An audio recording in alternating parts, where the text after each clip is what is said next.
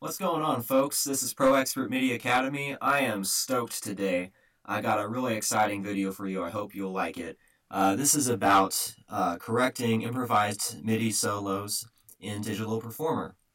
Those of us that improvise sometimes will play in a solo um, into Digital Performer, and it just won't be good. There's a lot of different reasons. Maybe your keyboard's action isn't very good. Maybe it's missing a few keys.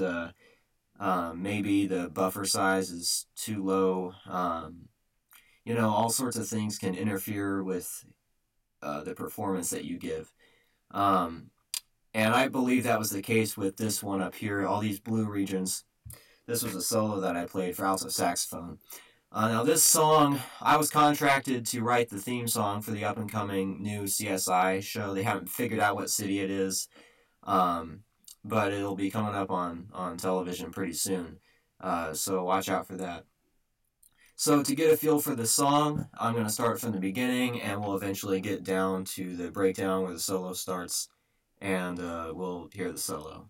Here we go. Hope you enjoy.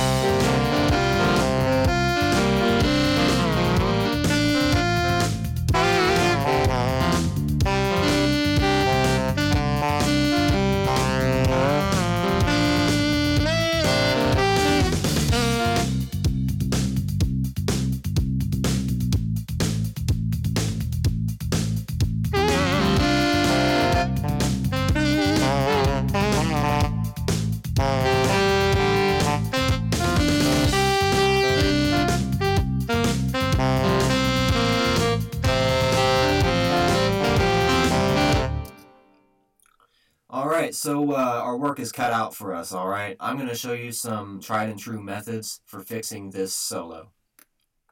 So first thing we got to do is just select the whole thing, and there's a few mass edits that you should probably make from the start.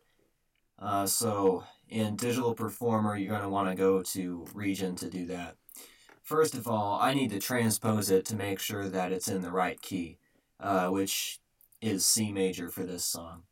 I need to constrain the scale. Alright, hopefully that is pretty obvious. Next, quantizing. The need for that seems pretty obvious. So if you analyze the groove of this song, you got the kick snare patterns, kick snare, kick snare. So therefore, the subdivision is quarter note, and that means that if you're gonna swing it, that's where the swing feel is. There wasn't really too much of a swing feel for this song. It's mostly straight, so I'm just gonna make it 50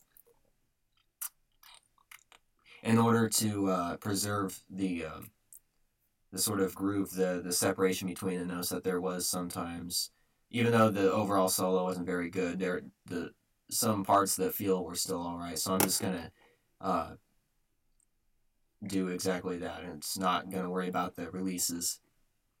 Alright, hit apply. Already the regions look like they're becoming more organized.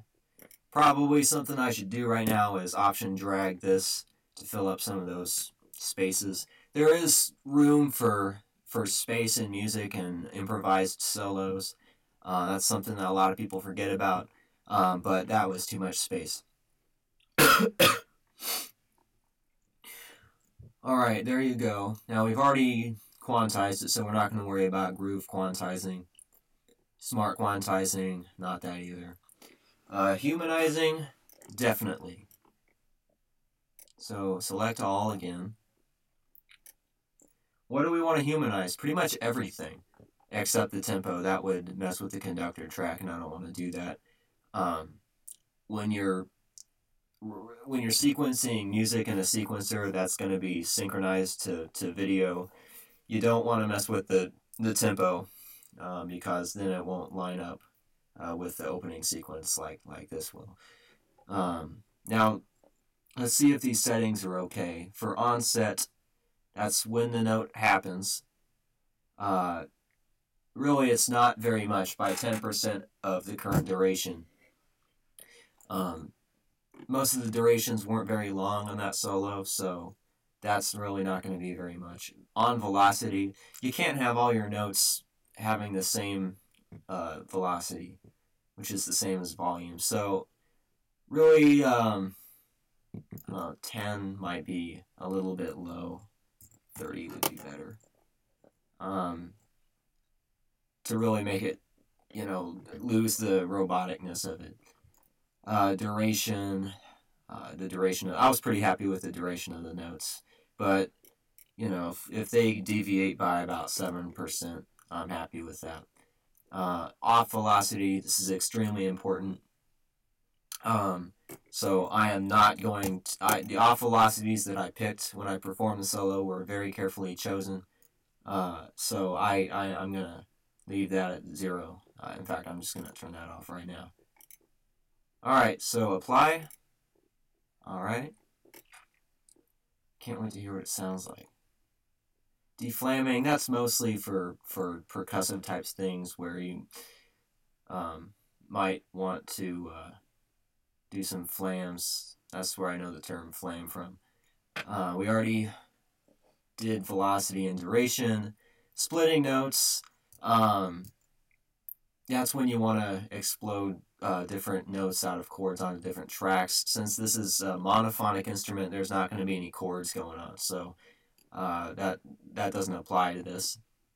Inverting the pitch. Imagine that you're playing a saxophone. Your hands are traveling up and down the sax as you play higher notes. You're traveling down the sax with your hand, and as you play lower notes, you're traveling up the sax. It's kind of like playing the keyboard, except the opposite. So it's important that you, when you're, it's different. Like if you're controlling a saxophone sound with like an electronic wind instrument or some type of wind controller, MIDI controller. That way it lines up.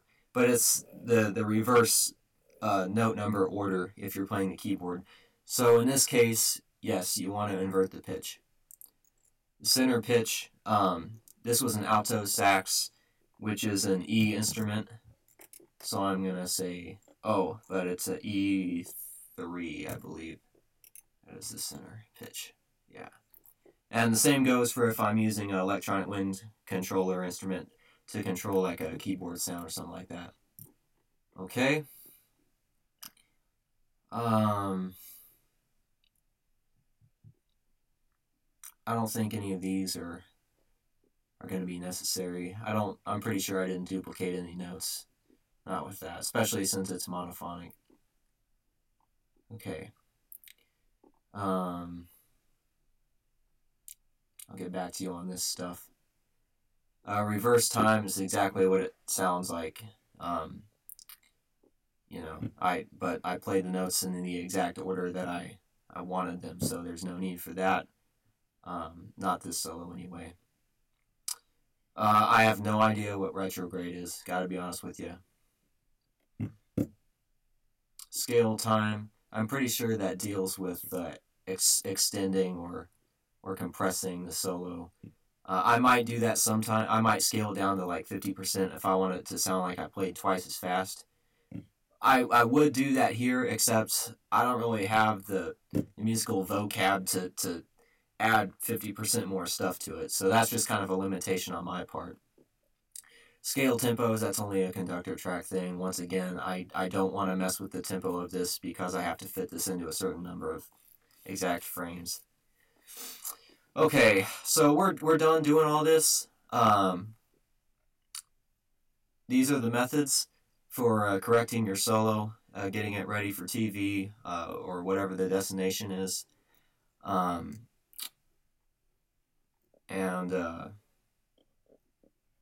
Let's see, before we play that, I'm just going to go through here and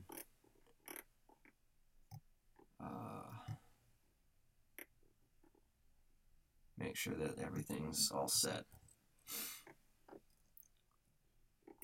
Right here's the drum beat. Here's the bass line, just for reference, the development of the song arrangement-wise. Verse, chorus, you know how that goes. And then breakdowns, pretty typical. Alright, I can't wait to hear this. I'm not going to make you go through the whole entire song again. Alright, but here we go. Enjoy.